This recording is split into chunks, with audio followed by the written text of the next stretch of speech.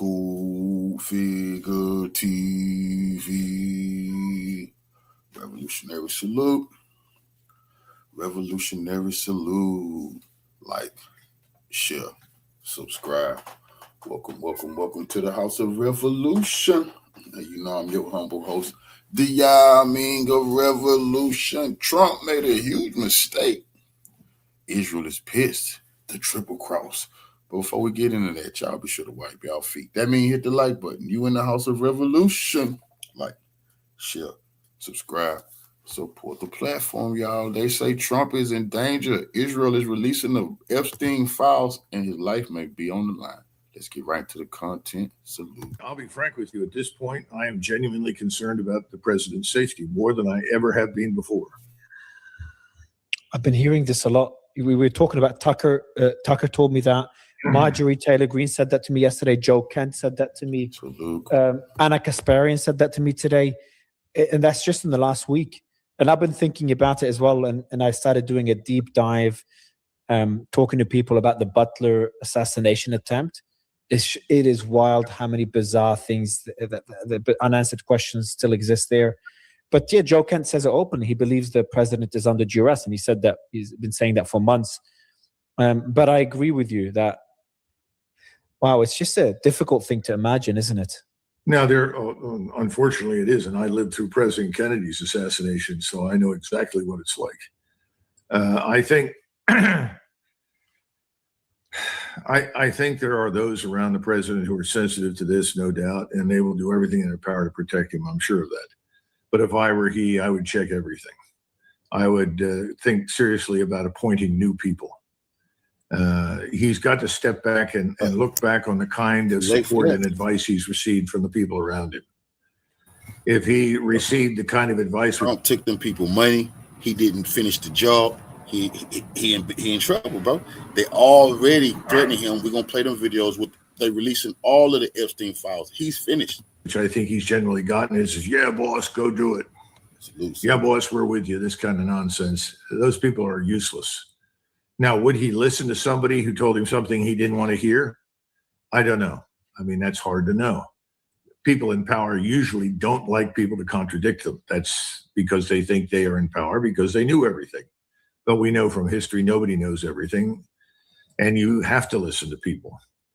Would he listen to others? We'll see. But I think he needs to think about new appointments. It's very important. The other thing is, people are calling for his resignation in many cases. And I don't think he should resign until he has brought this to an end. He has to close out this chapter of American history. That's something he must do. For him to resign at this point is ridiculous. He's been at the beginning of this. He should be there at the end of it. And he should be the one to steer us out of this mess once and for all. Now, after that, if people are calling for his resignation, that's legitimate. That's obviously a decision he has to make. But right now, I don't support that. Right now, my greatest fear is not the resignation at this point. It's the assassination. I have no special intelligence, no special information of any kind to support that concern. It's just the way I feel about it. How by the way, I didn't know you were 16 years old when John F. Kennedy was assassinated. Do you remember that time? Well, I wasn't 16 years old. That's 1963. I was 10. It was a quick chat GPT check during the interview. You were 10. Artificial intelligence. You can't depend on it. I tried to seem smart and pretend that I'm good with math. But I want to find out more why you're so concerned. I don't know how to ask it, but how would it work behind the scenes? I understand how the pressure campaign would work. All the pundits that support Israel would start criticizing Trump. You've got members of Congress starts to threaten to impeach him, speak negatively about him. The media starts to criticize him. Those I understand. How do you think it could escalate to something more sinister? How would that work? And I'm asking you to speculate here. Well, you could start various criminal investigations into all sorts of activities that involve members of his family. Those could be launched quickly. Congress can do that.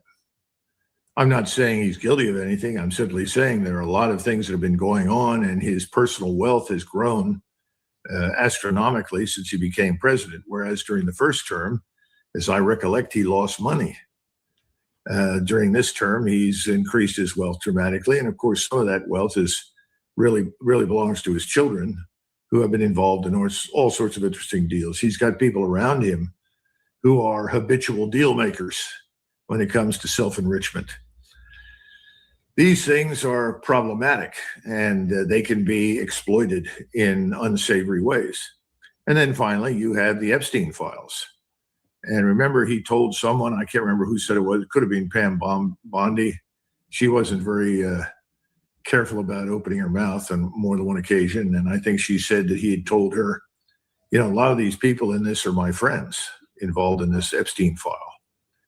And that was the excuse that was given for why he wasn't anxious to release all of it, unredacted. That could once again move back into center stage. So there are a lot of bad things that can be done in that sense. And those things then lead to people that make stupid decisions, that decide that, it's time for him to be removed. And sometimes that's calculated and orchestrated.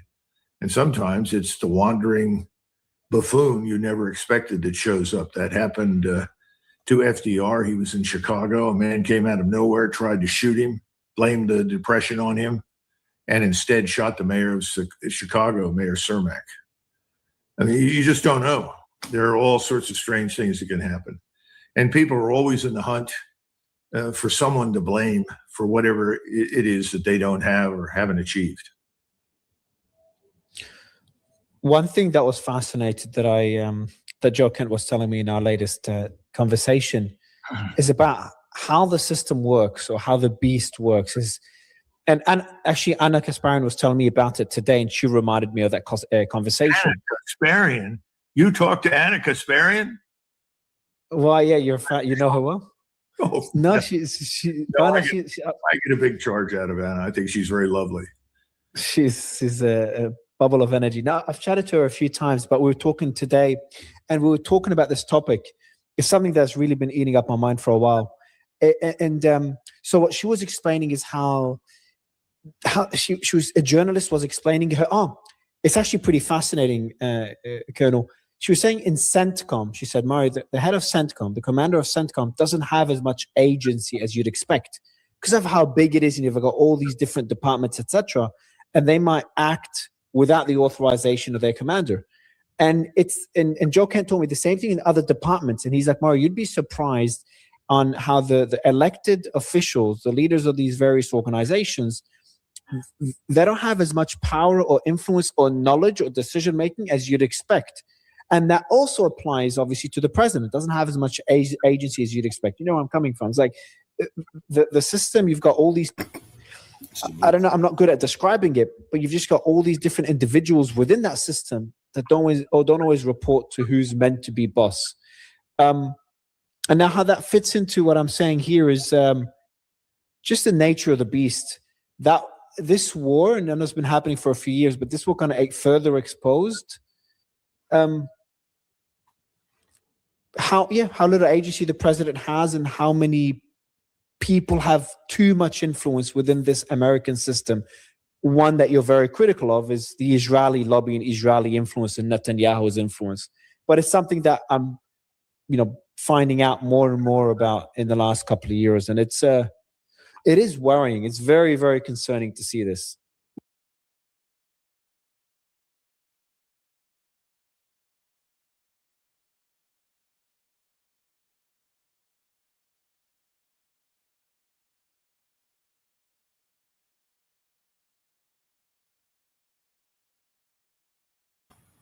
Now they're already letting Trump know. If y'all pay attention, as soon as they talk about the deals, the news start talking about new information on the Epstein file. That's the small ass doing that to him. They letting him know, nigga, he not gonna back out of what they paid him $300 million to destroy Iran, and they couldn't do it. He shouldn't have took their money, bro. Who tried to assassinate him? Yeah. tried to assassinate John Bolton, tried to. What's going on? So I'm telling you what's going on. They are really having quite a moment, aren't they? What's going on? The Iran peace deal has officially been signed as of yesterday evening, but how long-lasting is this peace?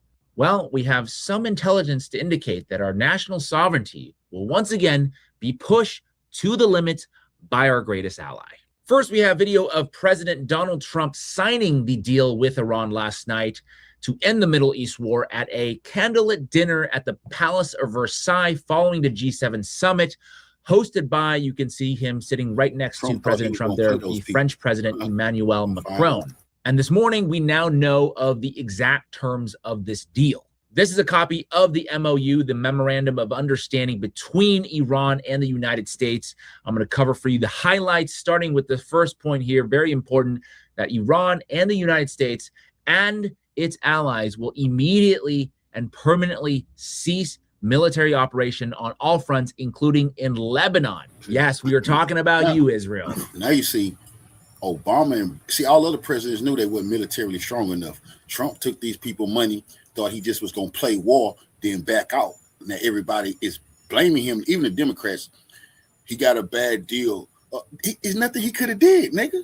If they keep shooting, they're going to keep getting shot at. They're going to keep dying. They not defeating no motherfucking Iran, but he shouldn't have took their money. Now he in too deep. That's a fact. They're not, American elite not finna get away with double crossing Israel, bro. Another clause, point 5, very important, that the Strait of Hormuz will reopen with no charge for 60 days only, meaning that after 60 days, Iran would theoretically be able to, if they wanted to, charge a toll, which is a massive concession. Remember, ships were free to come and go as they pleased through the strait before February 28th, before we launched this war with Israel. Point 6, this is a big one right here, that the United States of America undertakes with its regional partners to develop a definitive mutually agreed plan with at least $300 billion for the reconstruction and economic development of the Islamic Republic of Iran, aka we are talking about reparations here. We're being told right now that this won't be taxpayer money, which could mean many different things, and I'm sure BlackRock will be chomping at the bit. So not ideal. Point 7, this is a little hard to read, but it says that the United States of America undertakes to terminate all types of sanctions against the Islamic Republic of Iran. Another huge concession, because we have been waging economic war against Iran for decades. Whether you agree with it or disagree with it, that's what's been happening. We have not allowed them to trade with any of our allies, any of our trading partners. So they've had to resort to trading with the Russians and the Chinese. But it now looks like Iran is open for business, which Israel, I'm sure they're not too happy about. Next is no nuclear weapons, which is a little bit silly at this point because all the intelligence that we had leading up to the war indicated that they hadn't had no nukes to begin with. And we also did that bombing operation, if you remember last year, where Trump declared that their nuclear facilities were entirely destroyed, and anybody who said otherwise is fake news. I mentioned sanctions before, but point 10 says that Iran will be now able to sell oil on the open market. Something, again, they weren't able to do before this war, so expect them to get much, much richer in the coming years. The last call out I want to make is point 11, which says the United States of America undertakes to make fully available for use the frozen or restricted funds and assets of the Islamic Republic of Iran upon implementation of this MOU. Another huge infusion of cash for the Iranians. Objectively speaking, the United States has lost this war. But we all sort of knew that this was the likely outcome prior to it starting, which is why every single sane person was like, please, Mr. President, please do not do this.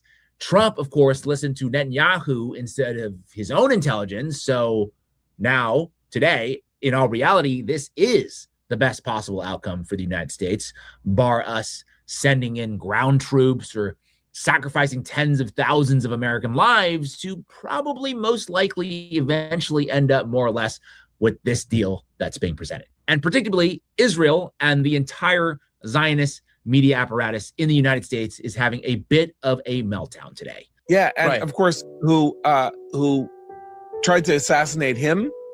Yeah. Tried to assassinate John Bolton? Tried to. What's going on? So I'm telling you what's going on. They are really having quite a moment, aren't they? What's going on? Finally, it seems like they're getting a taste of their own medicine and what the rest of us have been feeling since, I don't know, 1963. Here's Ben Shapiro on Fox. With that said, this MOU appears to be, just from the text, a disaster that does not achieve any of the actual signal goals that were set by the administration at the beginning. There were effectively 5 goals that were set by the administration at the beginning. One was ending the nuclear program, not just nuclear weapons, no nuclear enrichment, zero enrichment. That is not in the deal. Ballistic missiles ended. That is not in the deal. And the president today suggested that ballistic missiles should actually continue to be held by the Iranians because the Saudis, our allies, also hold ballistic missiles. Then you have the support of terrorism. That is not part of the deal. Anything that looks like an attempt to end terrorism. A permanent opening of the Strait of Hormuz toll-free. Not only is that not in the deal appears to have a provision allowing Iran and Oman to attempt to toll the strait after 60 days. And then finally, the idea that Iran would receive some sort of sanctions relief after all of those things happen. We are already seeing from day one relief in their ability to ship oil out of Iran. In my opinion, the vice president of the United States, the chief negotiator on this particular project, has not well served the president. It's funny how these guys always stick with President Trump, but as soon as he turns against Israel, it's like, what the heck is he doing? But if you notice, they're still deeply afraid to directly criticize him. Mark Levin, ultra Israel firster, suggested the other day that Congress must first approve this peace deal, which is utterly ridiculous. What, you can start a war without Congress, but you need Congress to end a war? The last one I'll play, because there's literally so many of these. We literally have hours of footage from just the last day or so, but this is Mike Huckabee, who I would say isn't so much the ambassador to Israel, but the ambassador from Israel.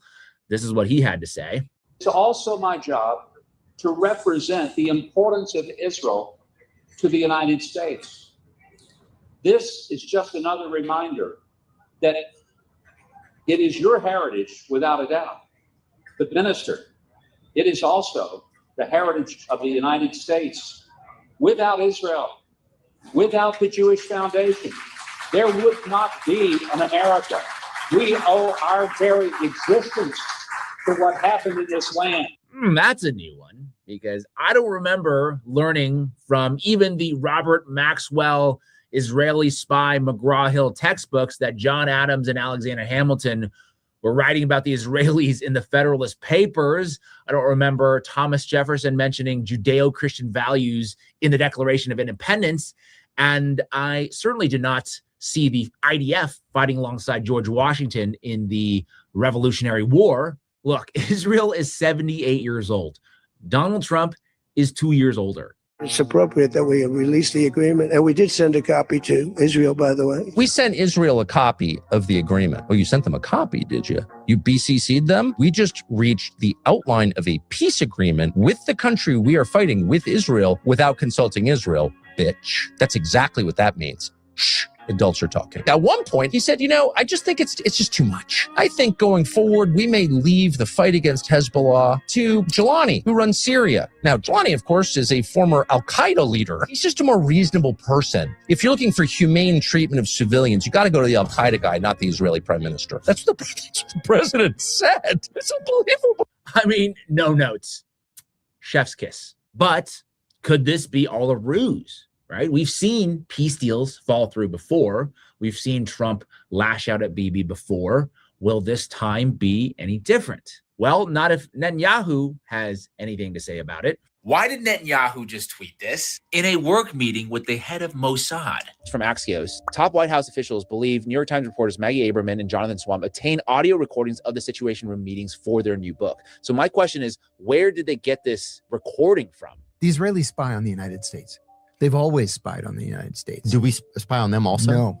And that's written in stone at the CIA. We do not spy on Israel, but they openly spy on us. So Clinton, right, with his Monica Lewinsky situation. Yes. Says Gordon Thomas, a Welsh journalist living in Dublin, claims that long before Kenneth Starr, he was the prosecutor on the Monica Lewinsky case, had ever heard of Monica Lewinsky, Israel's intelligence service was in possession of tapes containing 30 hours worth of intimate talk between President Clinton and his young intern. Thomas also asserts that Jerusalem was holding these tapes either for possible blackmail or to protect its mole in the White House, codenamed Mega. So even before the Monica Lewinsky scandal broke, they were already on them. I think the Israelis are involved in leaking this transcript For to sure. these New York Times reporters. And then now they're putting it out in opportune time because How they can blow up the peace deal. I mean, it's an open secret at this point that Israel is spying on us. They've been doing it for decades. By the way, that was a short clip from my weekly podcast called The Today Show, where we get into all the ish from the week, so to speak. I will put a link in the description below if you want to subscribe, which I highly encourage. Thank you in advance for supporting the show. And that Monica Lewinsky thing, I haven't done a full dig on it. I think there's way more to the story. Maybe I should. Let me know what you guys think. But to my point of espionage, former Israeli intel officer Ari Ben-Manash is suggesting that Israel has got a few more tricks up their sleeves. Take a listen here. If there's a real deal between the Americans and the Iranians, and it's going towards that, Netanyahu will try to sabotage it. One of the ways he'd sabotage it is by putting out Epstein material against U.S. government officials, including Trump. New material that wasn't seen before. Remember, we have only seen a small percentage of the Epstein files. Some estimates say 30%, some say even less than that. A lot of it redacted due to national security. Right around the time of 9/11, we have a bunch of those files missing, which we have to wonder, what was that all about? Mark Levin has been out here saying the quiet part out loud, if you know what I mean. Take a listen. But Israel has some very, very powerful weapons that it has not used. I don't know this firsthand. Just go online and read about it. It's a secret that's not so secretive. And they've had him for decades. Israel will survive.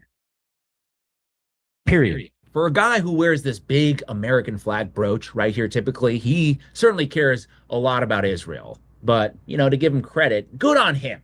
At least he's willing to admit that Israel has nukes, whereas the rest of the mainstream media, including the Democrat-controlled outlets, are still running the same old Hasbara talking points distributed from Tel Aviv even today. How do you characterize this kind of settlement other than the Iranians got what they wanted, the Americans didn't, and that's where we're going from here?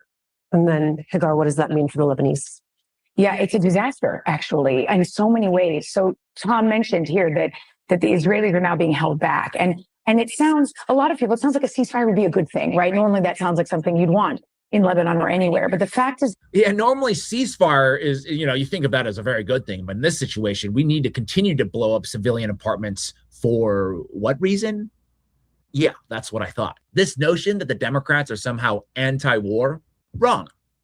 Just wrong. They're also mostly bought and paid for by the Israeli lobby. And fact is, the largest obstacle to peace is Israel, because their leader, Netanyahu, would stand trial and likely go to jail once the fighting stops. This morning, it was reported that Israel bombed Lebanon again, even after the U.S.-Iran peace deal had already been signed. Israel does not want peace. They want perpetual war. They want to expand their territory. They want to achieve the Greater Israel Project. This is just breaking as I'm recording this video. Quote, Iran warns of the cancellation of all upcoming negotiations, reimposing the full Hormuz blockade and responding with missiles over the direct violation of the U.S.-Iran MOU's first clause, with Israel continuing military aggressions in southern Lebanon, including last night, despite explicit commitment from the first clause to end the war and guarantee Lebanese sovereignty.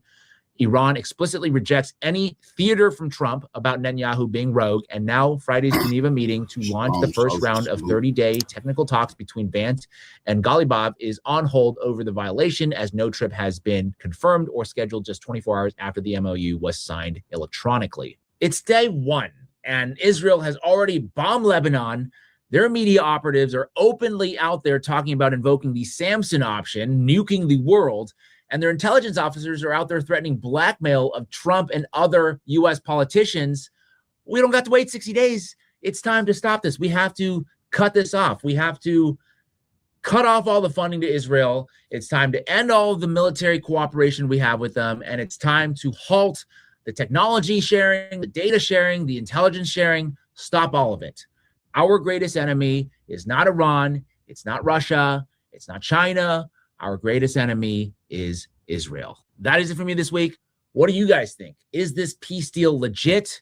What do you think Israel has up its sleeve? Because I do not think this saga is over by any stretch of the imagination. Sound off in the comment section below.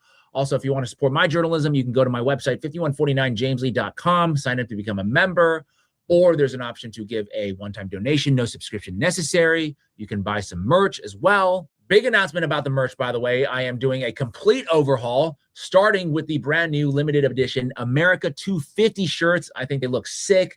Got the eagle there, dropping a couple bombs. If you notice the details there, important to acknowledge what this country is.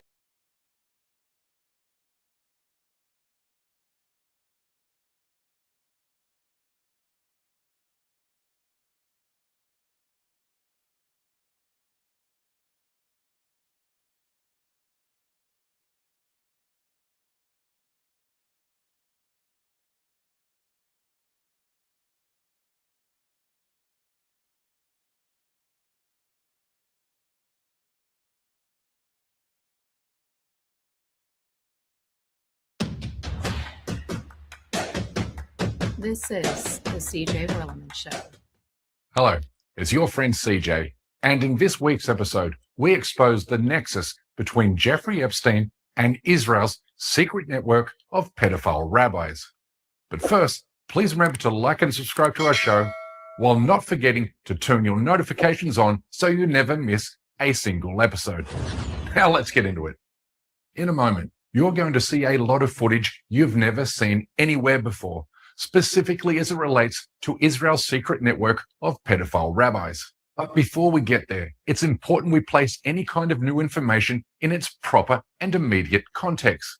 And the context here is this, that while everybody was focusing on the Epstein coalition's war against Iran, Trump's Department of Justice quietly deleted another 65,000 pages of the Epstein files, therefore confirming what most Americans believe to be true, that both Trump and Israel launched this war to cover up the Epstein scandal, while bringing into light a prediction made by Jeffrey Epstein himself. Epstein speculating that Trump, if cornered like a rat, could trigger a larger conflict, including bombing Iran, to create a crisis to try to rally public support back to himself.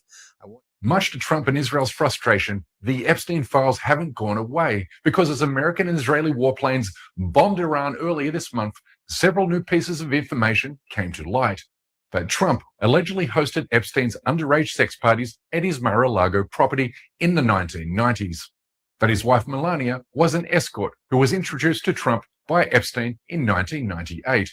And that a source close to the president and US intelligence officials murdered Epstein in his prison cell because he was deemed an intelligence risk. But none of this newly leaked information comes as a shock to Israel's intelligence agencies, given Epstein's ties to Mossad and former Israeli leaders have been proven beyond a shadow of a doubt. It's worth explaining what the documents show. There's evidence of a close friendship between Epstein and Ehud Barak. Ehud Barak was the former prime minister of Israel, but he also had a decades-long career in military and the intelligence services. So Epstein served as an advisor to Barak, and he was facilitating introductions to tech investors and financial firms. When you piece all of this data together, you're left with only one undeniable conclusion: that Netanyahu had enough Epstein-related dirt on Trump to drag him into a war that he did not want and initially rejected, which said Trump was strong-armed by the Israeli prime minister. Therefore, the Epstein files explains his coercive powers over Trump, remembering that Netanyahu had tried and failed to sell his war to 4 consecutive US administrations, but on each occasion was strongly rebuffed based on US military assessments of Iran's capabilities. Well, you're absolutely right. When I was secretary, it was a constant, theme by Netanyahu and his then government, the then defense minister, Ehud Barak, the former prime minister. It was relentless. It was a constant push. I remember. What would he say to you? What? What would he say to you? He would basically say, you need to support us in attacking Iran. The conclusion that Netanyahu used Epstein-related dirt to drag Trump into a war against Iran carries extra weight when you weigh a new bombshell claim made by a former Israeli intelligence officer on Monday, who said Netanyahu could use unseen Epstein material to sabotage the US-Iran peace deal, a desire built around the fact that Israel has failed to achieve not one of its military objectives. If there's a real deal between the Americans and the Iranians, and it's going towards that, Netanyahu will try to sabotage it. One of the ways he'd sabotage it is by putting out Epstein material against U.S. government officials, including Trump. And he put it out there. New material that wasn't seen before in public. So it's not just Trump. I know that Howard Lutnick is mentioned. There are other officials. And not just Trump, other officials too. Yes. And he'll try to sabotage the whole negotiation and deal that would be that they're trying to make together. Last year, a prominent Israeli rabbi writing for the Times of Israel claimed that Netanyahu had Epstein-related compromat on Trump in his possession, and that the Israeli leader had threatened to release it if he didn't get his way. So here we have a rabbi. He's a blogger for the Times of Israel, Yosef how would you say that? Yanowski? All right, we'll go with that. We'll go with that. Trump and his administration criticized Netanyahu and Israel, he writes, quote, and now the Epstein files are haunting him.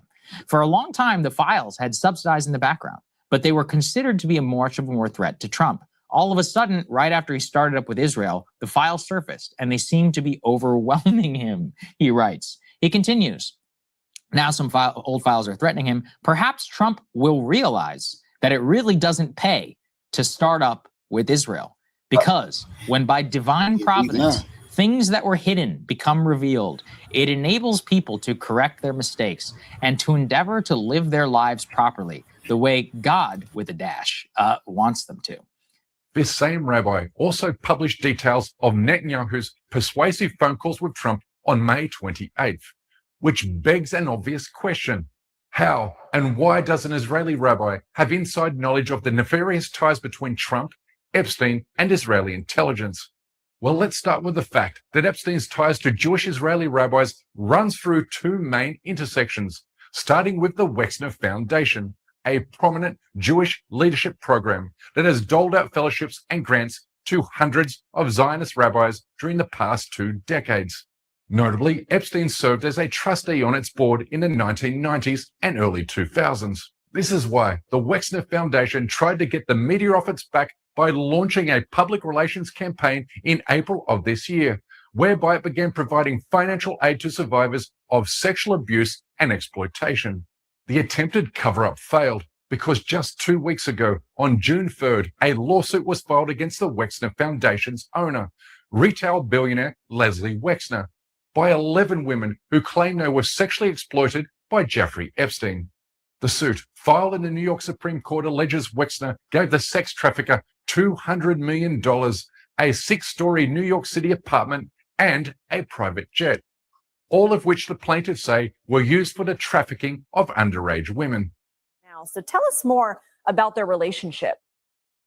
So Epstein was advising Wexner since the early 80s. He was introduced to him by the guys at Bear Stearns.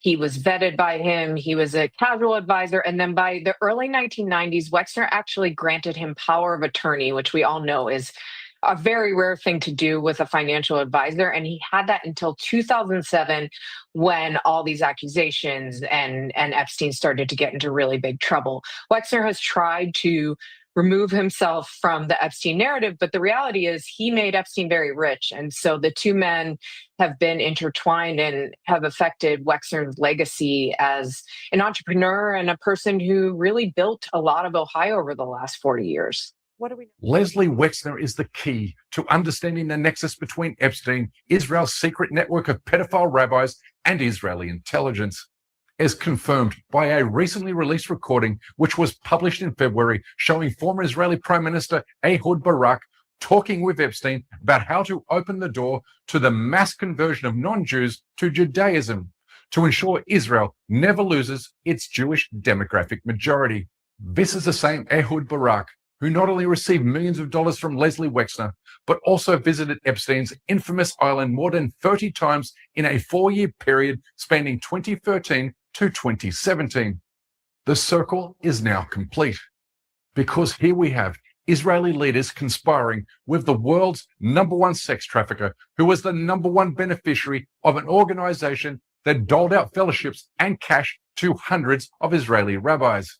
This Zionist network of child sex abuse has corrupted and perverted every level of Israeli society, starting with the Zionist army, which has a long history of appointing rabbis who permit and even encourage the rape of Palestinian men, women, and children. We are talking about the systematic use of rape as a weapon of war against an occupied people, as illustrated by Israel's top rabbi blessing Israeli soldiers accused of raping Palestinian prisoners in Gaza, telling them they did nothing wrong.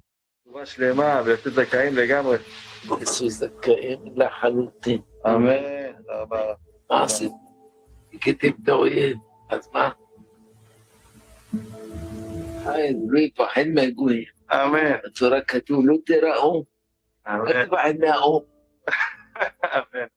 This rabbi is not an anomaly. His job is to sanctify the Israeli military's most heinous and depraved crimes. He carries the torch for those who came before him, including Rabbi Colonel Ayal Karim, who was appointed by the IDF Chief of Staff to be the Zionist Army's top religious authority. He said that although sexual intercourse with a female Gentile is a sin, it's permitted during wartime against an enemy, because it lifts the spirits of Israeli soldiers.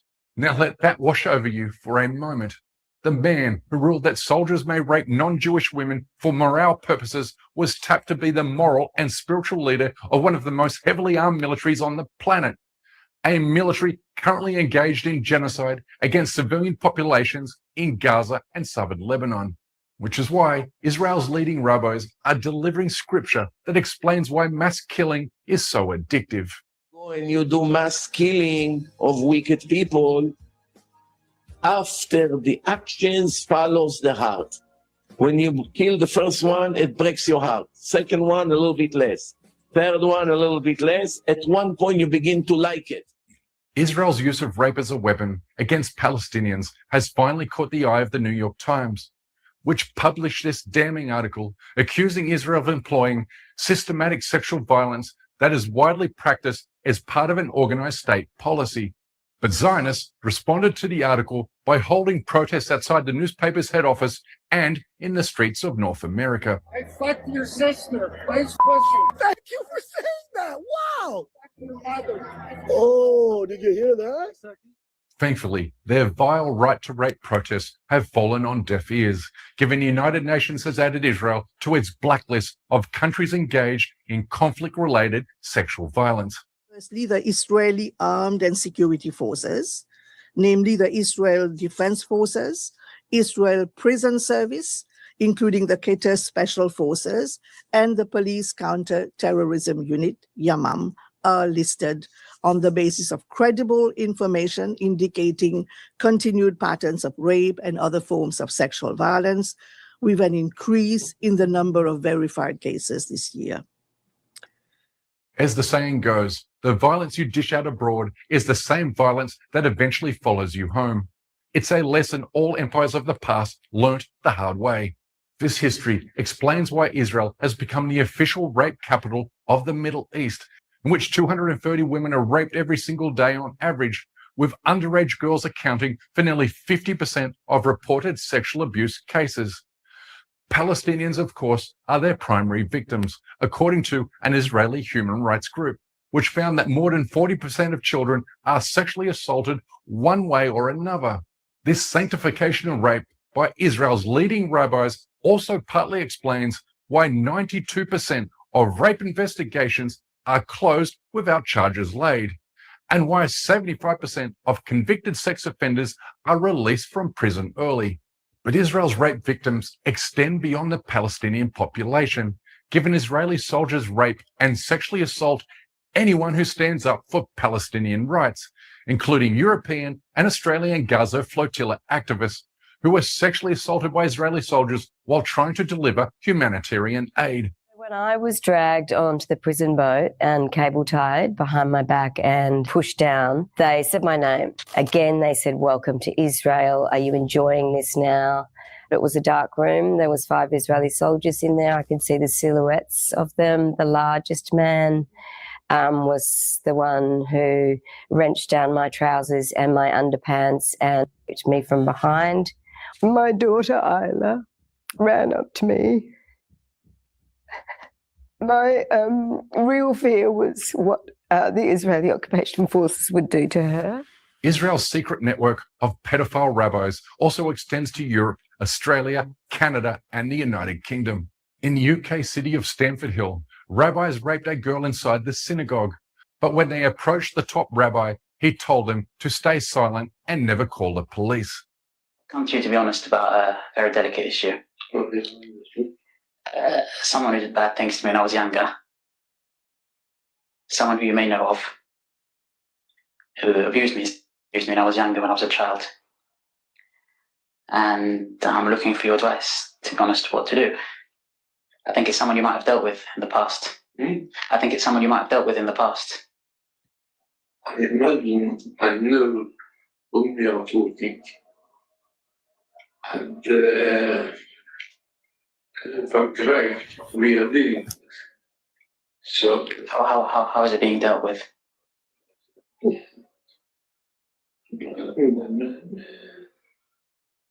Under control. It's under control. Are you involved in it with him? Are you involved in it, in dealing with it? I was involved, but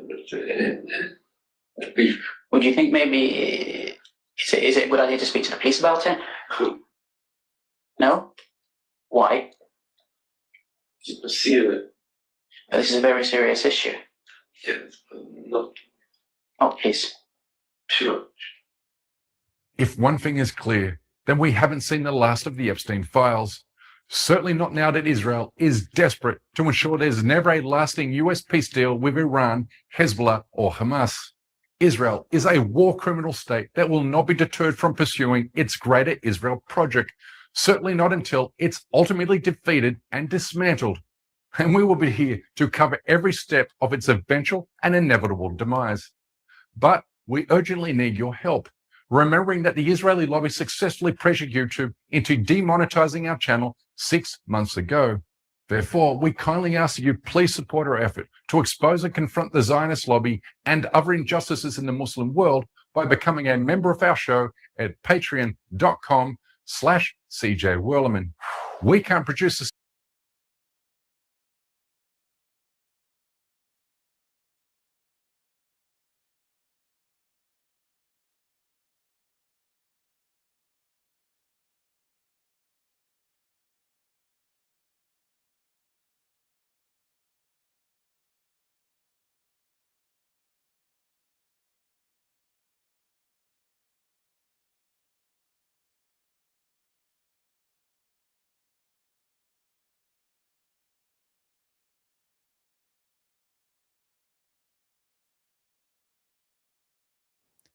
The U.S. war against Iran is officially coming to an end after more than 100 days of fighting. On the 15th of June, representatives of the U.S. and Iranian governments virtually signed a memorandum of understanding to end the war.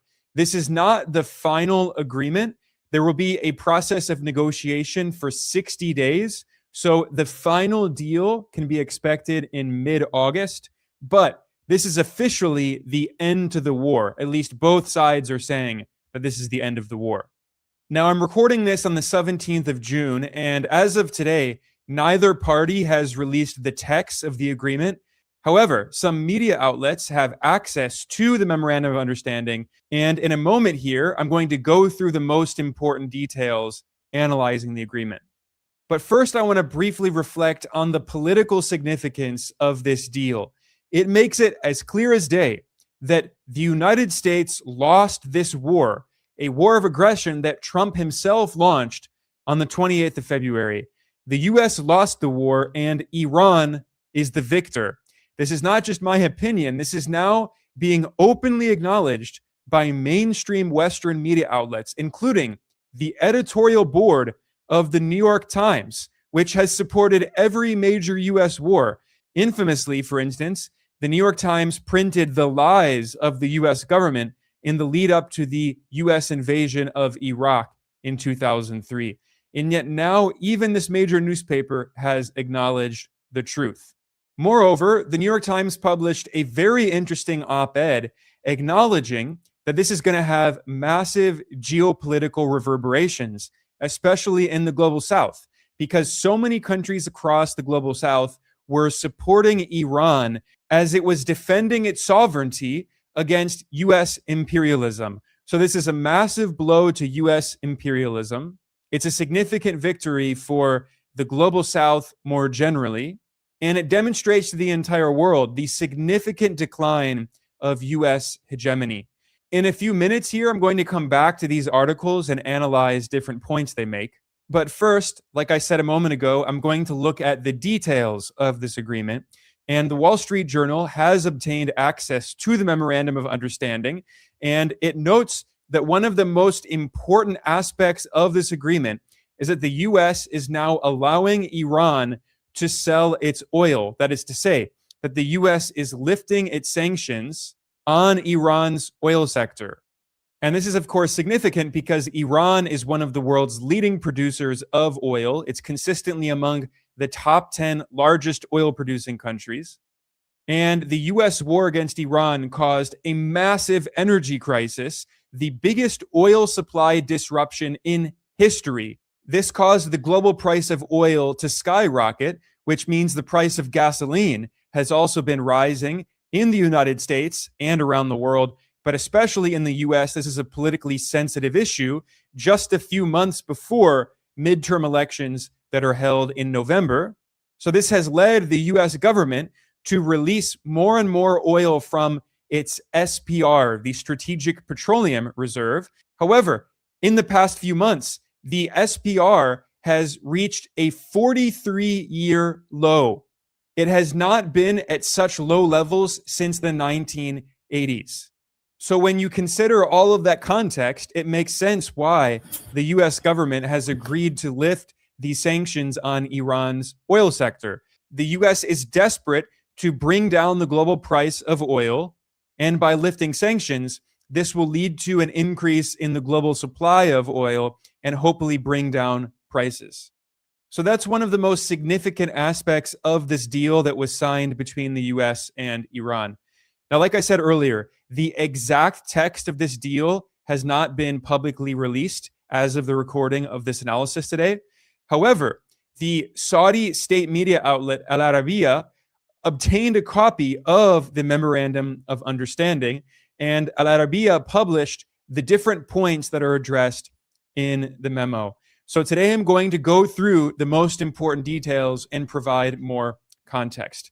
First of all, the most important aspect is that this deal announces an immediate and permanent end to the war on all fronts, including Israel's war in Lebanon, which the US government was supporting.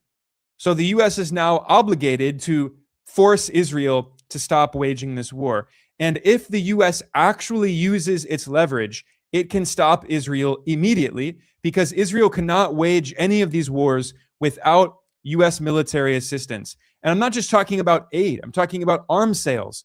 Israel does not have the capacity to produce all of the weapons, the different weapon systems, missile defense systems, and the ammunition that it uses in these wars. So if Trump actually tells Israel, we are not sending you any more missiles, any more ammo, Israel will have to stop the war. So if the US abides by the agreement, and it's certainly very possible that the US will not abide by this agreement.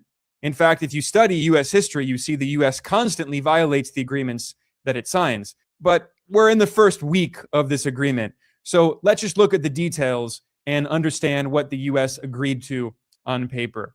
Another major point is that Iran and the US will respect each other's sovereignty and territorial integrity and not interfere in each other's internal affairs. This is a big deal that the US is pledging to do this. Of course, if you study the history of US foreign policy, you know that the US is constantly interfering in the internal affairs of countries all around the world. So it would not surprise me in any way if Washington violated this aspect of the agreement. But on paper, the US agreed to this. Now, another major detail that I mentioned is that this is not the final agreement. This is an initial memorandum of understanding, and it makes it clear that both sides will negotiate and reach a final agreement within a maximum period of 60 days. So they signed this on the 15th of June. It's likely we will see some kind of final agreement in mid-August, assuming it's not sabotaged, assuming the US doesn't suddenly withdraw from the agreement and attack again, which is a possibility. But anyway, continuing with the deal, the US agreed that it will lift its naval blockade of Iran and prevent any interference or obstruction against Iran. The US also agreed to withdraw its military forces from surrounding areas within 30 days after the final agreement. So that will be likely in September. And on the other side, Iran agreed to open the Strait of Hormuz. Now, if you followed this conflict for the past more than 100 days, you have definitely heard of the Strait of Hormuz.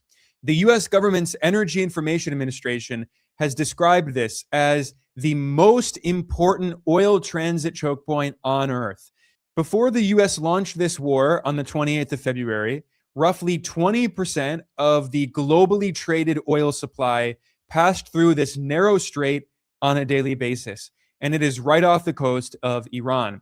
So in response to the US war of aggression, Tehran closed the strait, using its access to this geostrategic choke point as leverage to try to pressure the US to end the war. So initially, the US goal was regime change, to overthrow the Iranian government, to decapitate the leadership, and to put in power pro-Western puppets.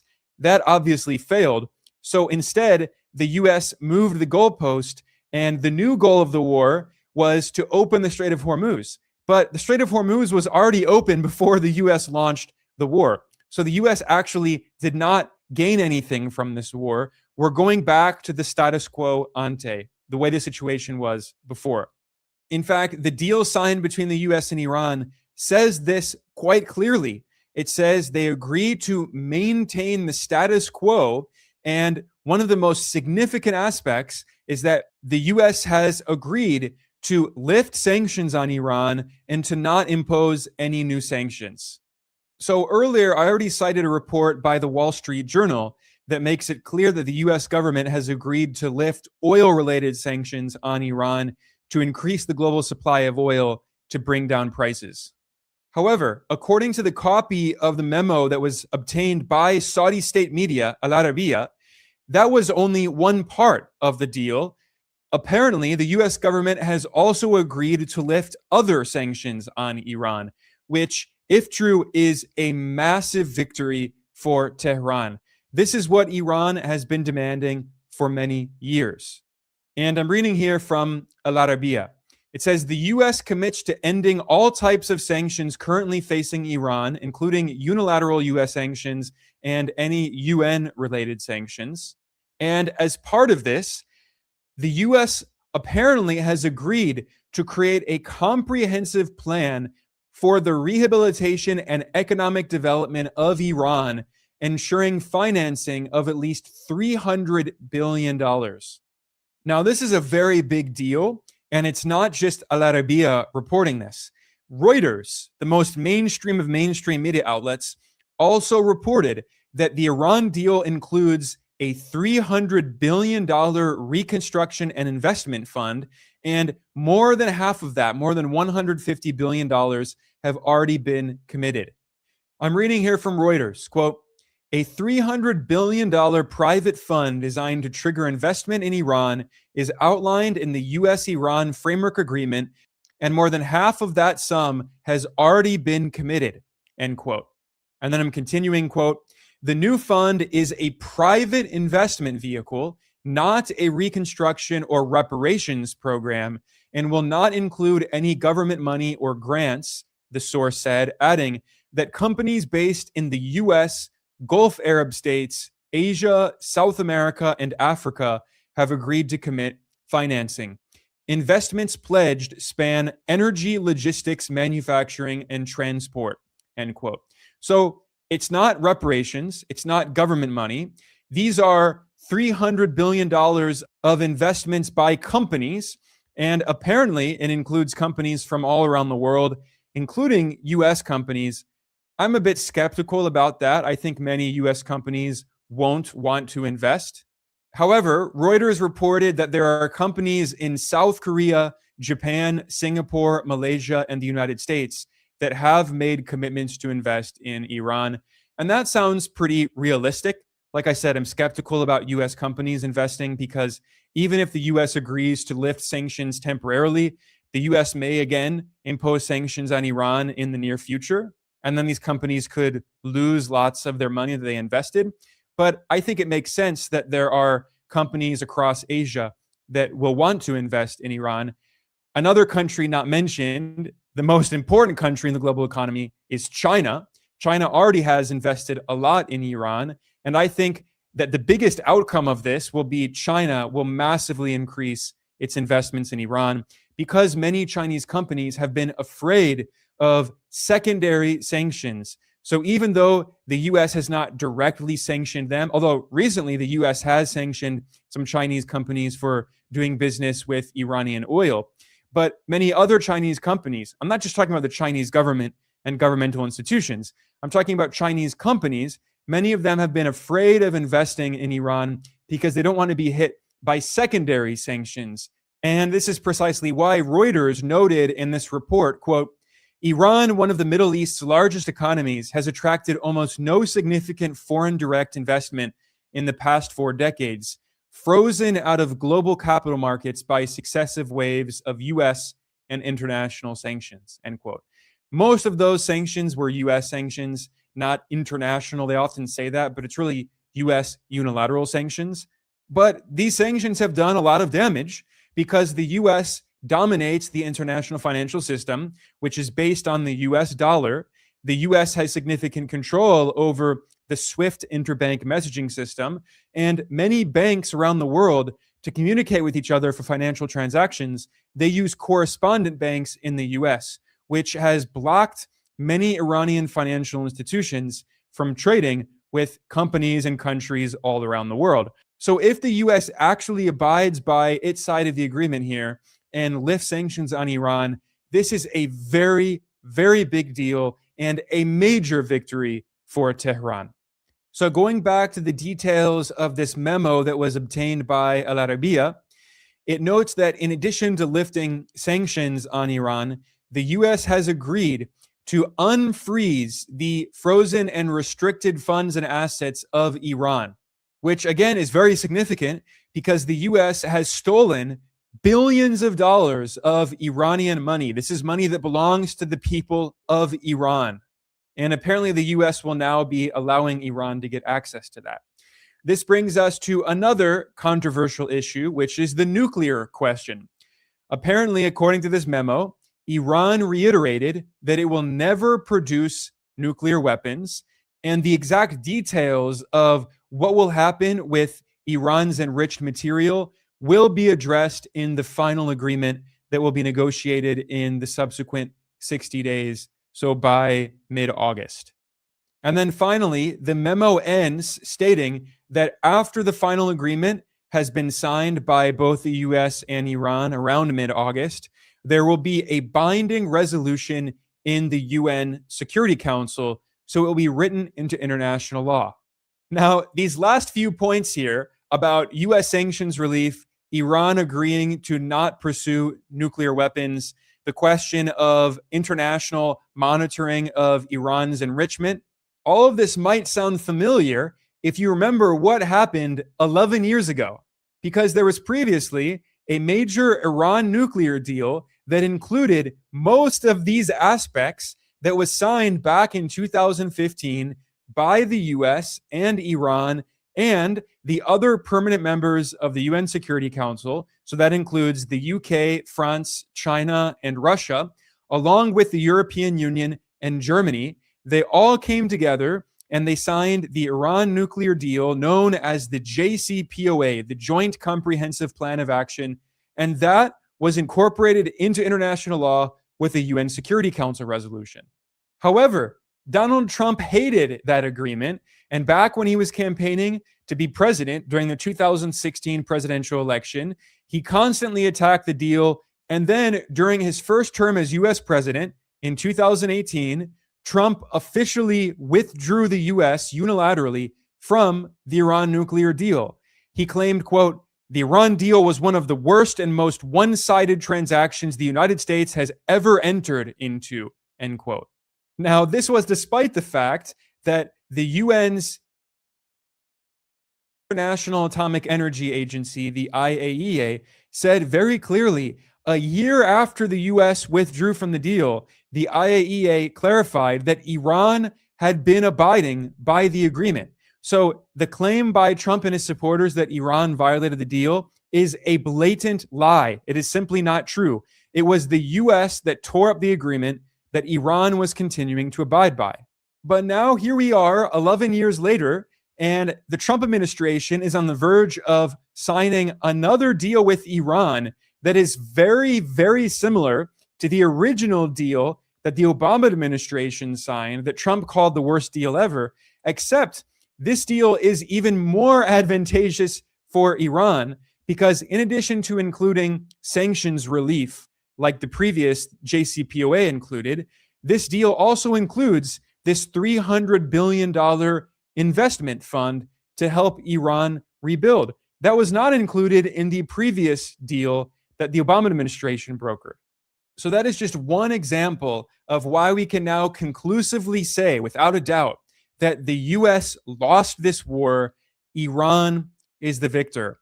And earlier I mentioned that I was going to briefly look at some of the highlights of an article that was published by the editorial board of the New York Times titled "President Trump Lost This War."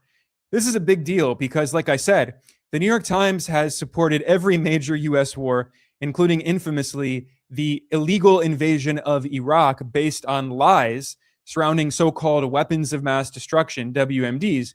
And the New York Times played a key role in facilitating this US government propaganda campaign, this disinformation campaign, by regurgitating the CIA's lies about WMDs.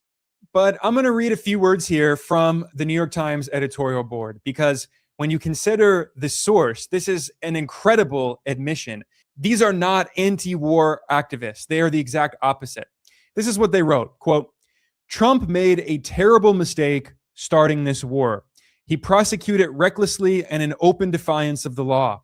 The United States is emerging weaker militarily, diplomatically, and economically, and will pay strategic costs for years to come. The details of the deal are unclear, but the announced framework suggests that Mr. Trump has won few of the terms he insisted that he would. It is a humiliating come down for him and the nation he leads," end quote.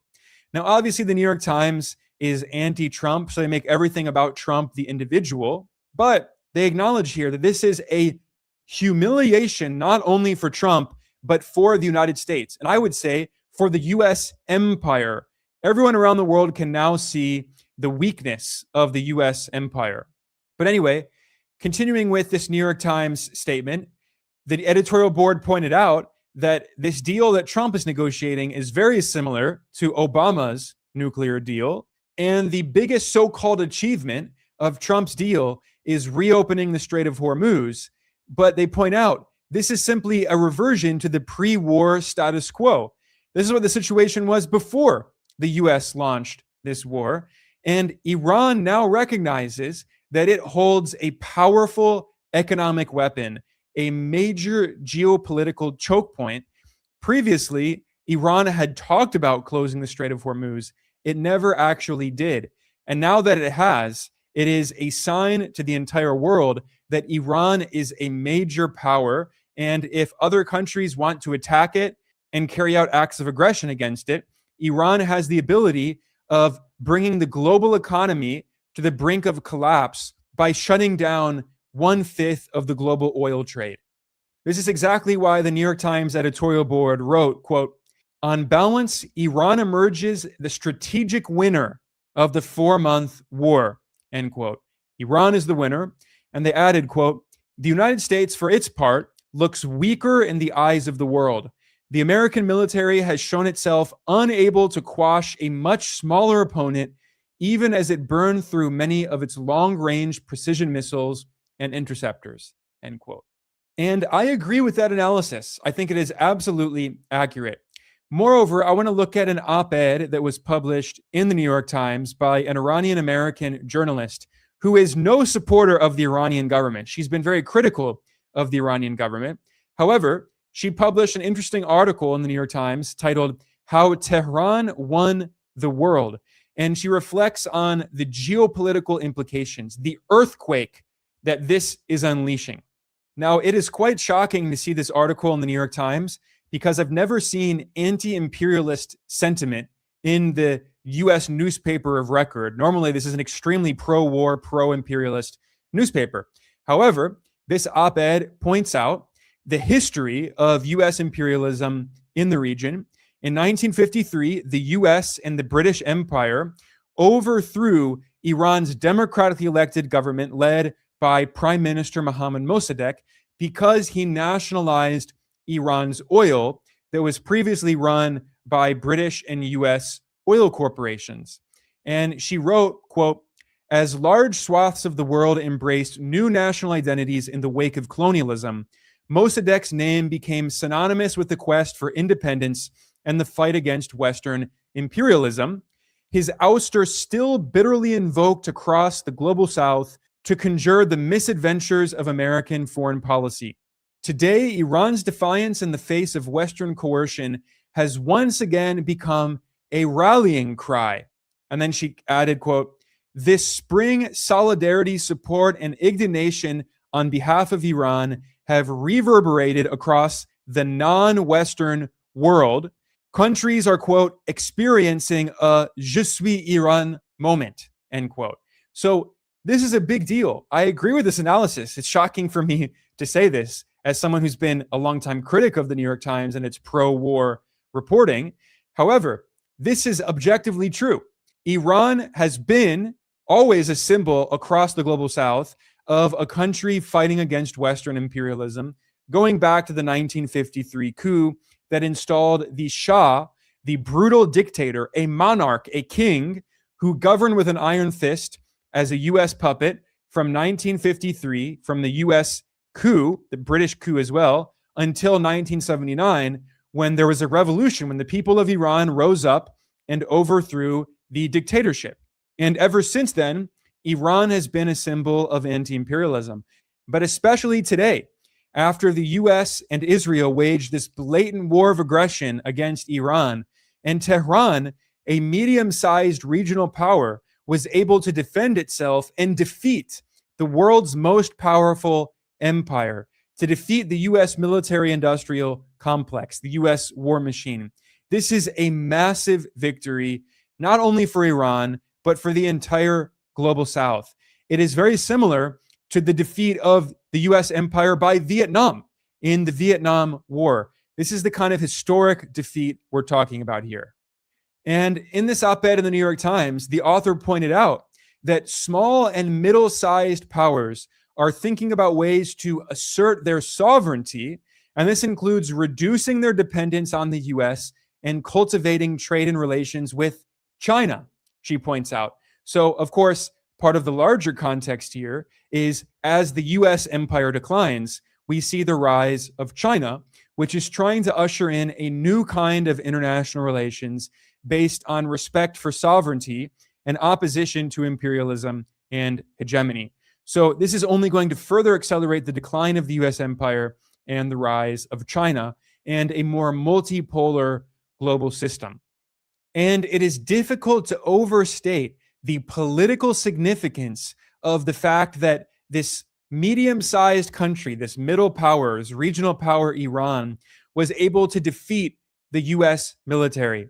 Now, we here at Geopolitical Economy Report have published several videos explaining this, but more and more reporting in mainstream US media outlets has acknowledged that one of the reasons that the US was forced to sign this deal with Iran ending the war is because Tehran did significant damage to the physical infrastructure of the US empire. The US has roughly 800 military bases and installations all around the world, including dozens in West Asia, the so-called Middle East. And Iran destroyed or significantly damaged pretty much all of those US military installations in the region. If you want to learn more about that, in the description below, we will link to another video in which we synthesize all of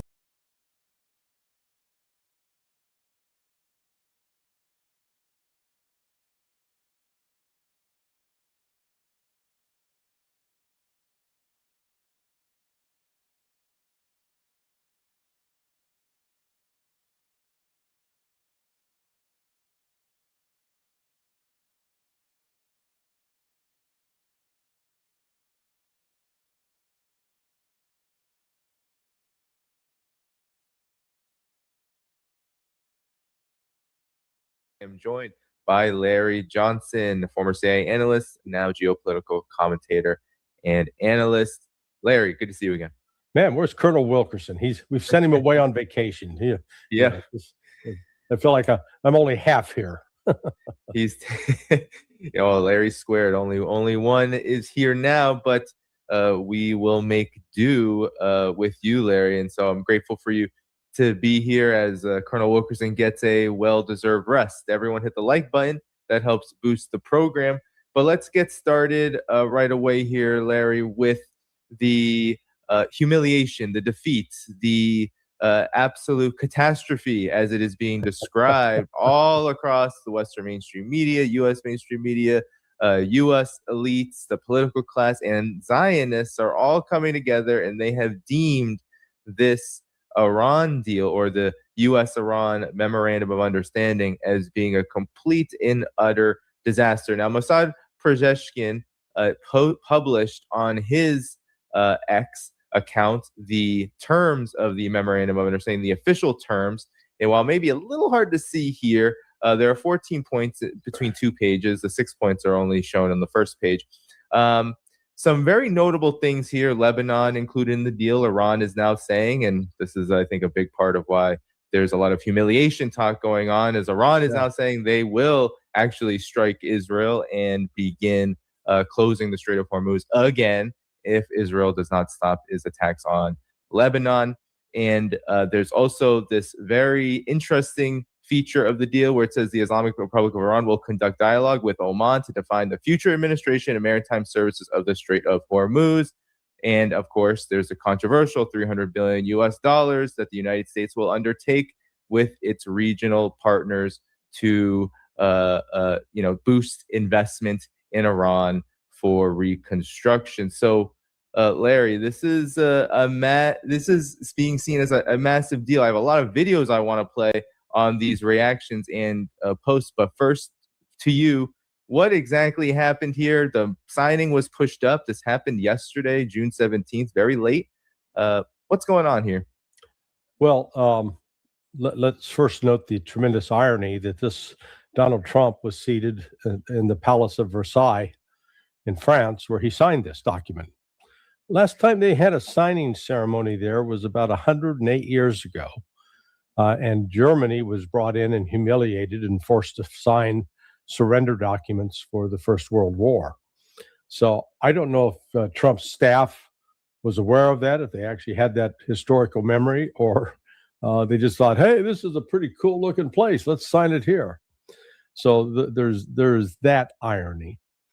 I'd like you to go back to that document, because I think the most important, most consequential part of that document is the first paragraph, number one, because when you read the penultimate sentence, where it says, and here, let me blow up my. Yeah, I can read it also as well. Okay, I got it there. Yeah, the key is ensuring. So it says that Iran and the United States, they're going to undertake from now on. This is their obligation, and one of those obligations is ensuring the territorial integrity and sovereignty of Lebanon. Now, is Israeli occupation of southern Lebanon a violation of their territorial integrity? Bet your ass it is. Is it a threat to the sovereignty of Lebanon? Absolutely. So what this does is essentially the United States is giving Iran tacit approval to do whatever is necessary to oust Israel from southern Lebanon. So if Iran was to attack Israel directly, that might be a problem. But under the terms of this agreement, Iran can launch missile after missile at the Israeli units and collaborate with Hezbollah to defeat and push the Israelis out. I'm stunned that got in there, but there it is. So, but we also, I guess, need to concede that the guy who should win the Nobel Peace Prize out of this for making this possible, Bibi Netanyahu. Were it not for Bibi, man, this thing wouldn't have happened. If Bibi had simply kept his hands to himself, had not attacked Beirut or the suburb Dahia more than a week ago, Iran wouldn't have felt compelled to retaliate and was getting ready to retaliate. And Donald Trump intervened and said, please don't. They said, okay, what do you got to offer us if we don't? And Donald Trump made them offers, they just couldn't refuse. So immediate blockade, lifting the return of some of the frozen assets. So Iran had five red lines. And those red lines were lifting of sanctions, unfreezing assets, lifting the blockade, recognizing Iran's control of the Strait of Hormuz, and fifth, the end of the war in Lebanon, permanent ceasefire. You got all that, and then that was several of us were saying from the outset that they would not negotiate. Those were not areas where they would make concessions, and lo and behold, they didn't. So yeah, watching the melt, and were it not for Bibi, if Bibi hadn't done that, the Donald Trump might still be arguing with Pezeshkian over those terms. But because Iran was prepared to act and to hit Israel hard, that made this deal possible.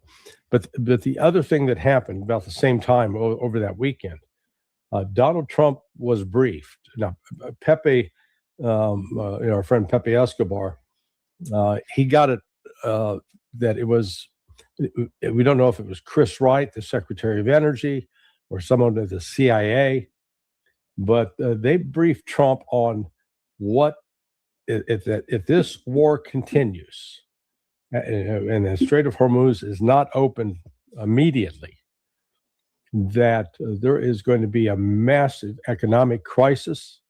The strategic petroleum reserve will be empty, and this could torch off a global depression. And Donald Trump would be remembered in the same way that Herbert Hoover was for the great crash of the 1930s. And I'll tell you what, that scared Donald Trump. That's why all of a sudden you saw him yesterday, and he said it. Pepe's source said it was going to be mid-August. Trump yesterday said 4 weeks. And so somewhere between mid-July and mid-August, we're going to have this crunch. Now, the unfortunate thing for Trump is they're going to sign this agreement, say, okay, strait's open, everybody come use it. But that's not how it's going to work. Because number one, you've got a lot of those tankers that have been filled with oil that are sitting out there and, in the heat and all, and they may not be in good condition to be able to offload that oil first. They've got their holes are encrusted with barnacles. Those need to be cleaned off because it's going to impede their ability to travel efficiently and at speed. Those that are sitting empty and need to be loaded, it's not clear that all the oil wells are back online. And in some cases, it takes weeks for those to get online. But the most important and potentially delaying factor is any mines that have been laid that are in the Persian Gulf. The Pentagon, the Department of War, aka Department of Defense, told Congress in April that it would take up to 6 months to clear the straits and the Gulf of the mines. So, when we put all that together, even though Trump has said, okay, hey, we're going to work forward on this peace deal with Iran, the strait's open. And it's really only open effectively for Iranian ships. The other ships that have come out of, say, Iraq, Kuwait, Saudi Arabia, Qatar, UAE, those may be delayed. A great synopsis, Larry. And I just want to say, first off, it is pretty historic. Look, the U.S.'s word, I mean, Israel's not even involved in this other than being what some call the spoiler. I would just say being Israel in terms of being unable to admit when to even just take a breather here. But what we see in this document, and you outlined some of the points, you reviewed some of it, but the totality of it is pretty remarkable, given that you can probably say all 14 of the points, other than maybe a few touches here and there about this, like, reopening the strait after whatever it is, 30 days, 60 days. Everything else is Iran. Everything else is terms that Iran really wanted to see put into paper and eventually turn into what will be a more comprehensive deal once, I guess, these negotiations are through, if they get to that point. So we can't trust the U.S.'s word, of course. We can't, we can expect, even Pete Hegseth, they're already violating the first part of the clause, because Pete Hegseth, Trump at times have said that they are going to bomb Iran again if this doesn't work out. That kind of signals that the U.S. is wanting to continue aggression. But nonetheless, these points, I think, have to be seen as indicative of the panic. There's some real truth to the panic here that we're seeing by the Zionists, by the media, the neocons. It is a pretty damning admission of defeat. Now, I want to play some of these clips. So here is one of Donald Trump. He had a disastrous presser, that really, I believe, Larry, and actually, let me play a different one here. Really actually felt, I always call Trump the id. Sometimes what he says means absolutely nothing, and he's just lying through the teeth. And other times when he's talking, he is talking about a reality situation that just cannot be changed, and regardless of his true intentions. Here, Trump says literally exactly what you just mentioned about the oil crisis. He admits, they probably didn't want him to say this, that these reserves were about to run out, and that's why this deal in large part was made. I'm going to get bad press. I know that. Now, if I did the opposite, if I went out and continued to bomb them for another 4, just bomb the hell out of them, I'd get bad press on that. No, there's nothing I can do. But what this does is it allows the ships to go. If we keep bombing, those ships won't be going. And you're talking about $500, $600, $700 million a day. It's a lot of money, a lot of money. That's why the world is okay. It's liquid, it's fine. Also, we run out of reserves in about 4 weeks. There are reserves all over the world, and we would really run out. And there'll be a time when you wouldn't be able to get it. And you want to see bedlam? So for all those so-called geniuses that want to show me how smart they are, ask them, why didn't they blow up General Soleimani? So that's, that's some partisan shtick there at the end. But Right. Larry, I mean, the gist of that was oil reserves are going to run out. No activity through the strait if we keep bombing.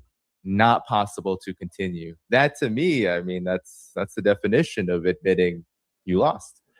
Well, yeah.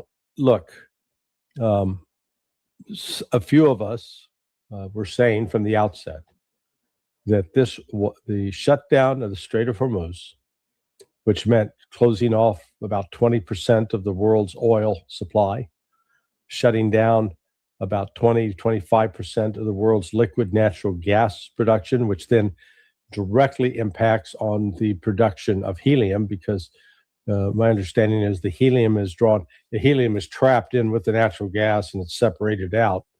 So, when they pull the LNG out of the ground, and then the urea and sulfur, with their connection to fertilizer as well as other critical industrial applications, and the helium, its role with for both medical equipment, but also for, more importantly, the production of computer chips, and that's relevant because we're right now people are talking about AI, building data centers. Okay, why did they call them data centers? Because they're filled with computers, and those computers need computer chips. So at the time when these companies are having to invest money in computers, and the price of the computer chips is going up, that's going to mean the price of their overall. They're just going to have more money flowing out of their pockets than in. So it really significant economic consequences. And everybody pretended, even Trump, we don't care. Who cares? We don't use the strait that much. Boy, that was a lie. So this critical economic artery has been shut down, and then the United States doubled down on it by trying to impose a blockade on Iran. It was really only partially effective, simply because the United States didn't have enough ships to actually be able to mount a full-on blockade. But now, in one of the ways the United States and other countries coped with this cut off a supply of oil was drawing upon their strategic reserves. And in the case of the United States, the Strategic Petroleum Reserve, they started filling it up back in 1983, 84. And what's being said now is it's at the lowest level since then. So since they started filling it up, 43 years ago, they're down to those levels. I saw a news report on Monday of this week that said it was 360 million barrels left. But then I was with another show, Capital Cosm, with a guy named Danny runs it, like you. And he looked it up immediately online. And actually the last data from June 5th showed that at 349 million barrels. Well, that works out to roughly 16 days of oil, 17 days of oil. And then once that's exhausted, if you don't have another source or supply to make that up, your economy shuts down. So it's not just the United States that was facing this. And that's, when Donald Trump was informed of this, I guess he panicked. This is probably the only way to put it, because he didn't realize how, they've been lying to the American public, lying to themselves, perhaps all along, that it was Iran that was on the verge of collapse. And no, it's our own economy. Well, we can continue on this descent of humiliation to humiliation for Trump in the United States around this deal, because, again, I want to stress that the United States, I don't believe the United States word when it comes to, negotiations or anything. I think history shows that we can't. But I think there's also something to say about the particular circumstances you just outlined and why Donald Trump and the administration are talking the way they are now. So let's go into some of the things he said in his presser in reaction to this deal. A lot of the very justifications for war with Iran are beginning to crumble. These are things that I have not heard, actually, Trump say. Wait. Let me stop you. Beginning to crumble? Yeah. Well, they've imploded. They've imploded. And they were always lies. They were always based on lies. We've been over this on the show. The whole nuclear scare of Iran was always just a justification for war. But now even Trump, at the heels of this deal, is contradicting all of it. And here is one example of this. We've been pretty tough in that. It is a little hard, though, when you say that somebody wants it, other people have it. And he's talking about enriching uranium and nuclear energy. Other adjoining states have it, and you're not letting them have it for purposes of electricity and things like that. It's always a little tough. You have to use a little common sense, please. So that's a far different position than what we've heard Trump say basically his entire political career. Here is what he had to say about Iran's ballistic missile program. So we'll be working on a parallel effort with the Gulf nations to address non-nuclear issues such as the conventional ballistic missiles, which we'll be talking about, and support. I mean, they have to have some because other people have some. You got to have some. Somebody said you shouldn't give them one. And I have guys. I like some of these guys, but I don't think they're smart. Sir, you shouldn't let them have any missile. I said, well, what am I going to do? Am I going to let Saudi Arabia have missiles, but they can't have them? Yes, sir. Doesn't work that way, you know? It doesn't work that way. And missiles aren't the problem. Missiles they hurt a little location, but they don't blow up the planet. So again, this I mean, this has the Zionists absolutely mad, not to mention his commentary on Israel, which I'll play in a second. But Larry, your reaction to this, because in this presser, I mean, even just his performance there is absolutely, it's kind of humiliating. I always say that Trump is kind of the anti-American exceptionalist president because he kind of just goes off and doesn't follow protocol or etiquette or any of these things. What's your reaction to these statements? Who was he imitating? Was that Pete Hegseth? Right. Was that Marco Rubio? Admiral Cooper? So I don't think he was just making that imitation up. I think someone actually said that to him, and then he pushed back. It's a stunning, I'll call it reversal. And, as I said earlier, thank you, Bibi Netanyahu. Were it not for you, buddy, this wouldn't be happening. Now, the reality is the United States was caught. And this is called biting the bullet, and to get yourself out. It may be painful, may be embarrassing, but at least it's going to cauterize the wound. You're going to stop bleeding. Before we were bleeding, and the bleeding was going to continue, and we didn't have a way to stop it. I verified now.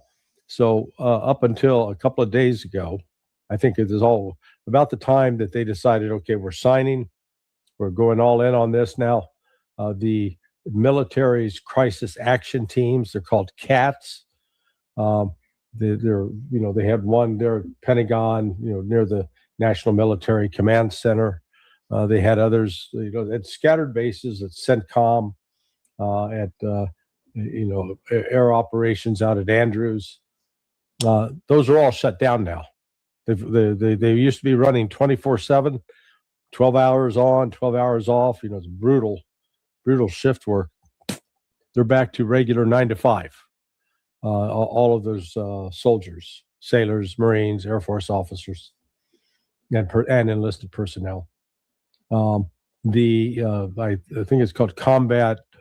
The Combat Air Command. Let me see. I had the name specific. Yeah, Air Combat Command. That's it. So they're the only ones who are working 24/7 right now because they're scheduling all this aircraft that we had forward deployed, and it's going to be called a reverse air bridge. It's all flying back in this direction. So that's why that this is another sign that this agreement is dead ass real. Because if this was just a ploy to lull the Iranians into a false sense of security so we could blast them, they wouldn't be ordering all this combat aircraft out of the area. And that's gonna also send a message to Netanyahu, basically, you want to continue poking the Iranians in the chest, go ahead, but we're not going to be there to back you up. So, you want to get into a bar fight, go ahead. See what you can do out of that. Yeah, and even if at some point in the future the United States says, okay, well, we'll bomb again, we'll blockade again, all of this, it'll now, with what you just said, it'll take significant amount of time. You have to redeploy. I mean, you can't just say you're going to do that if you've taken those forces away. You have to put them back in place. That's not It'll take not a couple of weeks. It'll take more than a week to do it. Right. Which is not particularly advantageous when you have an opponent that has already shown that that's far too much time to stop anything that Iran would do to retaliate. So let's get in. Let me get into some of that, because there's now, with this deal, as you said, the world can thank Netanyahu and Israel for speeding up this deal. We see the Trump administration, while I don't take much stock in rhetoric, at the same time, if there are particular steps being made right now to solidify this deal and to make it real, we have to believe that the panic has some basis to it. And some of this has to do with the fact that Trump and now J.D. Vance, I'll play two different segments, are really going after Israel. They are obviously not happy about the Lebanon situation. And then we can see from the reactions from prominent Zionists that the Zionists are not happy with the Trump administration. First Donald Trump, then Vance, and then I'll show a bit of the Zionist panic. And you'll see that when you see the agreement, but it's appropriate that we release the agreement. And we did send a copy to Israel, by the way. They've been a good partner. Again, I think they could do better with respect to Hezbollah. I'm not saying they shouldn't protect themselves. I'm saying when two drones are shot into the desert and drop harmlessly, you don't have to knock down buildings in Beirut. They could behave better. And frankly, they could do a better job. I love them as a partner. They were terrific. They could do a much better job with Hezbollah. So there's one. And then here is J.D. Vance to the New York Times in terms of reacting to Israeli opposition to the deal. But yeah, you've seen people in their system, Ben-Gvir and Smotrich, who've attacked the deal. And I guess my response to them would be, what is your exact proposal? And, you're a country of 9 million people. You can't just kill your way out of solving every single national security problem that you have. Look at but yeah, you've seen people. So that's J.D. Vance. And then in terms of Zionist panic, I think there's only one person you need to look at, especially in the media, because I think he really represents the most vitriolic elements of the Zionist cabal, so to speak. And here's Mark Levin literally saying the quiet part out loud. It's time for a change in strategy. We should consider slow walking the enemy, building up our munitions, our oil reserves, get the price of gasoline down, get through the midterms, then knock them, Iran, out. Instead of rushing to a deal, building up their oil industry and transferring billions to them, etc. So, and that's the nice way of saying what a lot of the pro-Israeli lobby types in the U.S. and, of course, the Zionists all around the world are saying. Your reactions, Larry? Yeah, no, I mean, this. Remember, Trump was honored as being a Jewish president. The Zionists who now accuse him of being a traitor. He's an American citizen, albeit of German heritage, but an American citizen and president of the United States of America. And he has not betrayed the United States.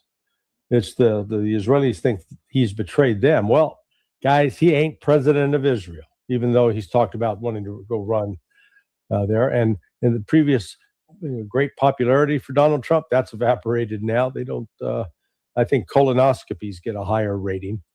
They're upset that he's calling out their murder and their genocide. That was what was, again, another big surprise. Yeah, as he noted, Hezbollah fires drones that don't kill civilians. I was on with another popular podcaster on X, Mario Nafal, and I said, "Hey, Mario, look up. I think he's well connected with Elon Musk, so I assume he used Grok." I said, "Ask Grok this question: how many Israelis has Hezbollah killed since 1982?" And Grok comes back with less than 1,100. Revolutionary salute to our Queen Stacey Starr for the donation to the war chest. Revolution is real life. Absolutely appreciate the love, Queen. And salute to your New York Knicks for the championship. Less than 1,100. Said, okay, Grok, how many Palestinians has Israel killed since 1982?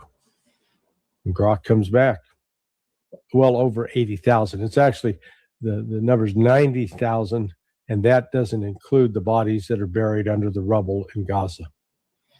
So what you're saying is that here we have a nation, Israel, that has killed 90 Palestinians minimum, men, women, and children, civilians, for every dead Israeli that has died at the hands of what they call a Hezbollah terrorist attack.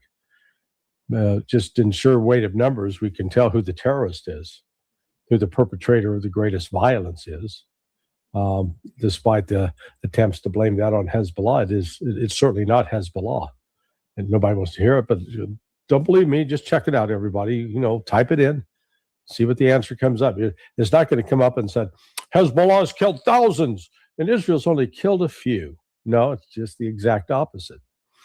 So, we're at a potential watershed moment for the entire Middle East conflict.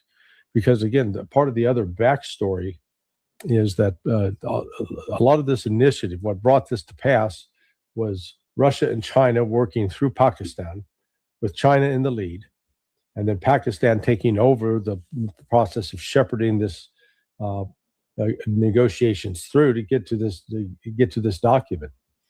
And it is as part of that effort, the discussions are underway with Egypt, Turkey, Saudi Arabia, Iran, and Pakistan to create, let's call it an Islamic defense force for the Middle East that will be there to protect, ensure the security of the countries of, West Asia, the Middle East.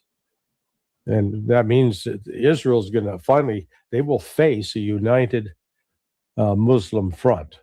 Arab and Persian. That's going to keep Israel up at night as well. Now they've got a choice. Stop their racist genocide, dismantle their apartheid state and behave like a normal state and protect the human rights of citizens regardless of whether they're Jewish or not. And then Israel might have a chance to survive. If they don't do that, I think the very survival of Israel will come into question at some point, because as Vance correctly noted, 9 million people, you can't kill your way to victory or peace. Yeah. Well, we can confirm, I'll just quickly, for the audience, confirm these Grok numbers. So I asked the question, how many Israelis have Hezbollah killed since 1982, and how many Lebanese and Palestinians has Israel killed? So that number gets bigger. So here we have the 1,500 Israelis, as you correctly noted there. For Lebanese, it's 10 to 25,000 plus potentially since 1982. And then for Palestinians, 85 to 100,000 plus. So we're looking at nearly 200,000 people-ish, depending on estimates. So on the Israeli side, and 1 to 200. 1 to 200. 1 to 200. It's a gruesome, genocidal. So number. enough with this stupid crap that Iran's the number one sponsor of terrorism. If terrorism is defined as the use of violence against civilians for political purposes, the number one terrorist in the Middle East is Israel. By the numbers, it's not anti-Semitic saying, it's not hyperbole. It's just, if your definition is this and the numbers are that, then the answer is Israel. Larry, I want to get to, and the great point, I want to get to also, I completely agree across the political spectrum. There's a lot of talks of Trump, the United States defeated in this war, the MOU, this agreement being a manifestation of that. Where I'm taking a lot of umbrage, actually, though, is now it's so interesting. And, this is how Trump burnishes his brand, too, is he frames himself as persecuted. And one of the ways he can do that is when you have now the Iran hawk warmongering Zionist elite across the political spectrum, now including, and of course always including, the Democratic Party, speaking like this. Because when now a deal, and even the prospect, look, the prospect may be slim, thin, it may be zero for actual peace to occur, but the fact that Iran, through its efforts, has gotten to this point and, has been able to force this kind of deal is saying something. But now you have the Democrats, you have neocons now talking about how humiliating this is. It's seemingly in the service of, well, actually, the U.S. should be more firm and more aggressive toward Iran. Yeah. Here is Chris Murphy, who has been a longtime critic, Democrat, of Donald Trump. And here's how he framed the deal. Let me see if I have this on the playback speed because he talks a little slow. Here we go. The deal between Trump and Iran cements the fact that this war was the biggest foreign policy disaster in the last 20 years.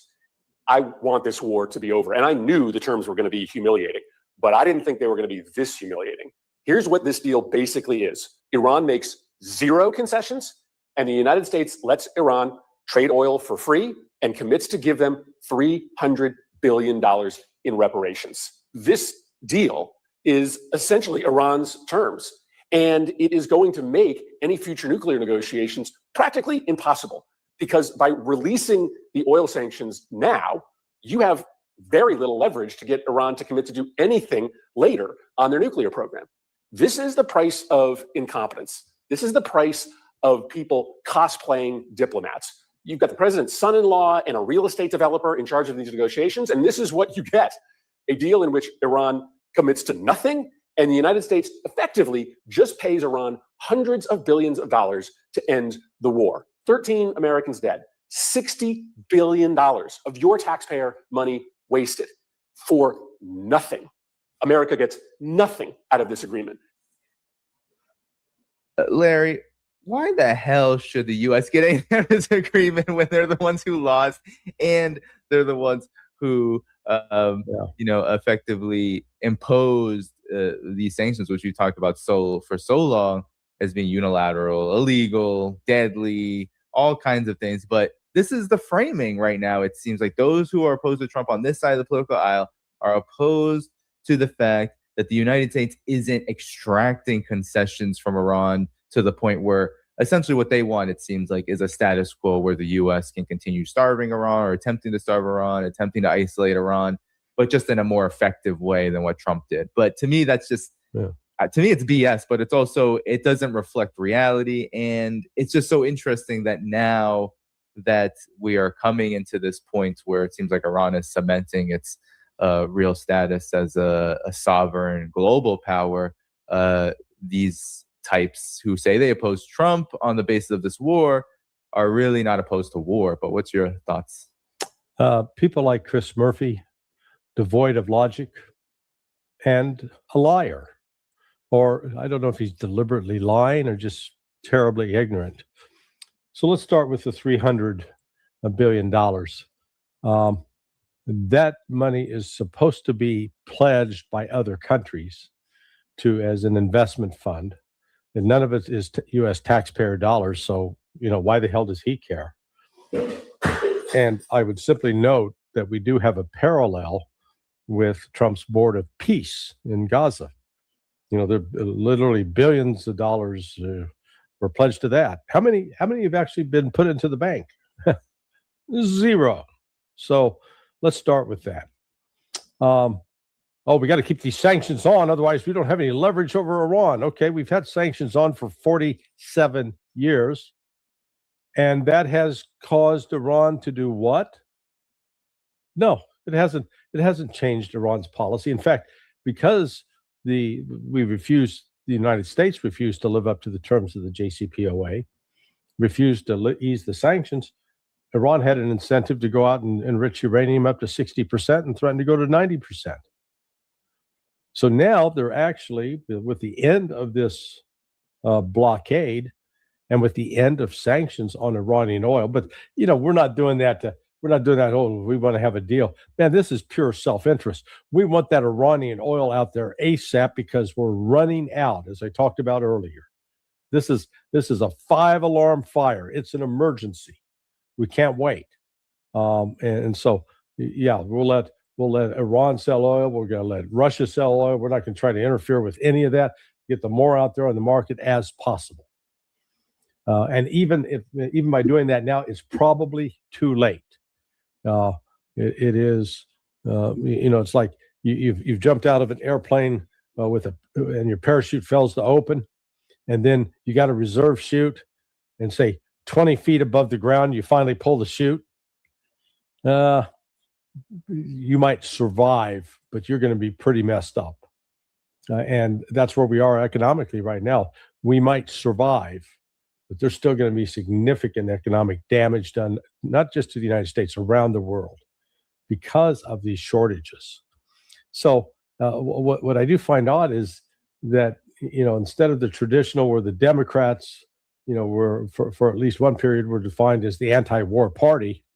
Right. God, man, they're as venomous as so many of the Republicans. It's like tough to tell them apart. Yeah. Yeah, that's been a prevailing trend for a long time, which I find is funny. Some people say, Dan, you have Trump derangement syndrome on this show. He just happens to be the president. I mean, if you watch this show during the Biden administration, not much difference when it comes to criticizing the absolute horrors and absurdity of U.S. wars. But let's do one more example. Here is Ro Khanna, who has been his voice has been more, I would say, prominent and more vocal and more critical, more consistent on these issues to some degree. But even he goes on Fox News and just watch the narrative. It's very similar. You and your colleagues just want to upend this president's agenda. Is that what's happening right now with this MOU with Iran? No, I actually support the agreement and bringing the war to an end. I have always supported bringing the war to an end. I will say, though, that this agreement is not as good as what the JCPOA was. And let me just give you 3 factual reasons. First, under the JCPOA, 97% of the enriched uranium was removed from Iran. Under this agreement, it simply dilutes it. Second, the JCPOA had the Security Council resolution as a force of law with intrusive IAEA inspections. That still has not been achieved. And most problematically, we're going to be on the hook to raise $300 billion for Iran's economic development and reconstruction. Not U.S. taxpayer money, but raising that money. Why aren't we focused on the economic development and reconstruction of Middleton, Ohio, Johnstown, Pennsylvania? We're putting $300 billion to be raised for childcare, for healthcare for Americans. Which, even though I agree with him on that last point, I would say it's still a straw man argument, because who's to say both can't be done in terms of the U.S. should probably, honestly, the U.S. should probably pay up literally in terms of, because they destroyed Iranian infrastructure, et cetera. But nonetheless, the same argument, Larry, it's this idea that, we should get, it's like U.S. like we should get the United States should get way more from Iran, despite the reality being far different than when the JCPOA was signed. But what's your thoughts? Well, this is, let's call this JCPOA light. Look, Trump will be able to declare at the end of the process, okay, we've got a permanent assurance that Iran's not going to build a nuke. I mean, that supposedly was the issue all along. I maintain it was not. The nukes were just an excuse to try to destroy the Islamic Republic. We couldn't stand having this religiously based state. Well, again, we got to ask ourselves, why does the Islamic Republic of Iran bother us so much, but the Islamic Republic of Saudi Arabia, which isn't even a republic, the Islamic monarchy of Saudi Arabia, the Islamic monarchy of Qatar, the Islamic monarchy of Kuwait, we have no problem with that. And the reality is the Shia interpretation of Islam produces much more moderate believers that are not usually engaged with the suicide bombers. Typically, traditionally, historically, have come out of these Sunni extremist groups, known as the Salafists, the Deobandis, the Wahhabis, not out of Iran, not out of Shia Islam. The multiple marriages, multiple wives, again, that's sort of a Gulf Arab, a Saudi thing. It's not a Shia thing in Iran.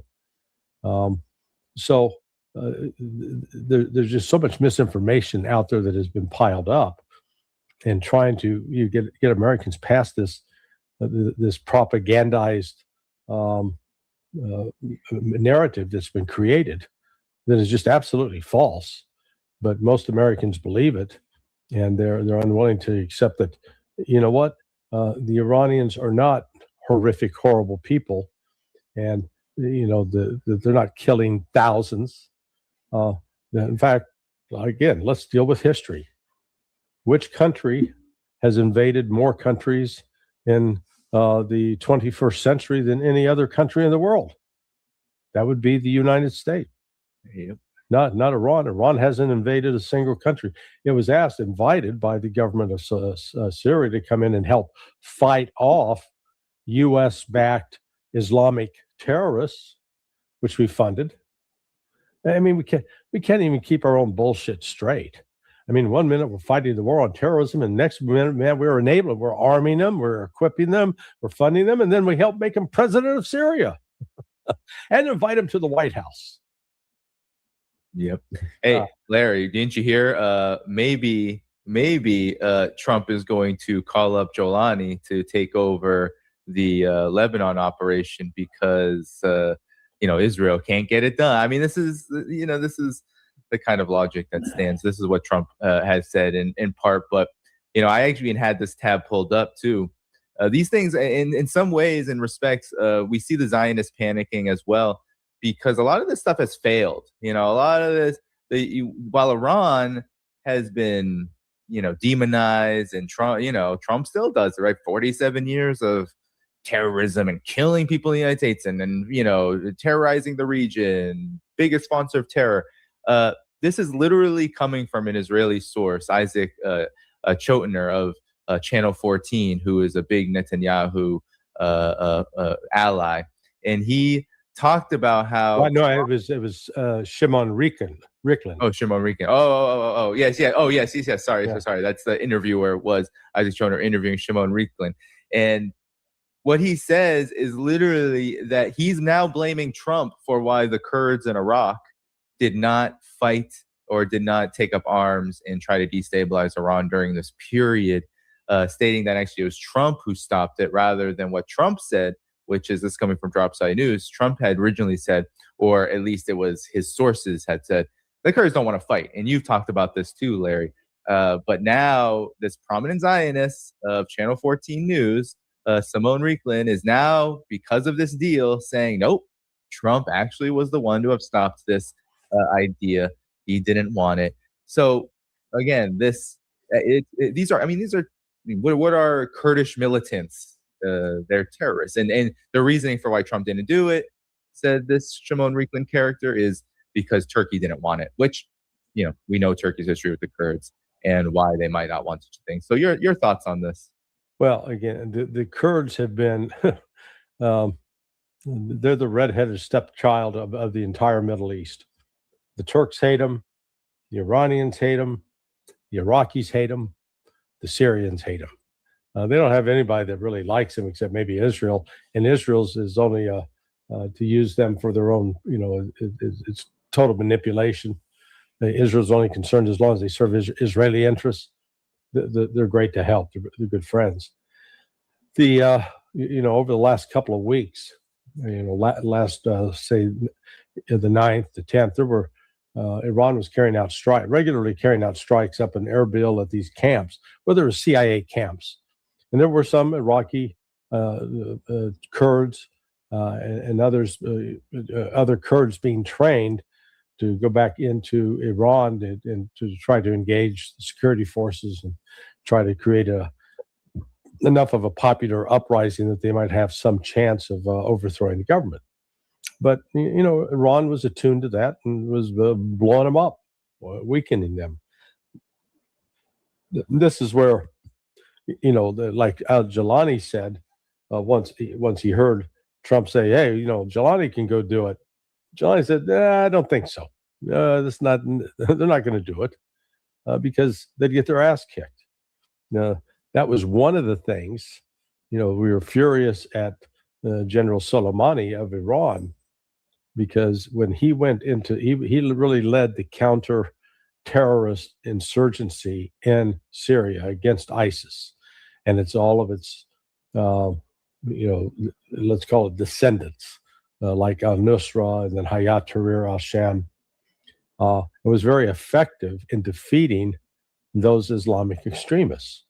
And let's not forget the ISIS, they took great glee in attacking and killing Iranian Shia because they viewed them as apostates.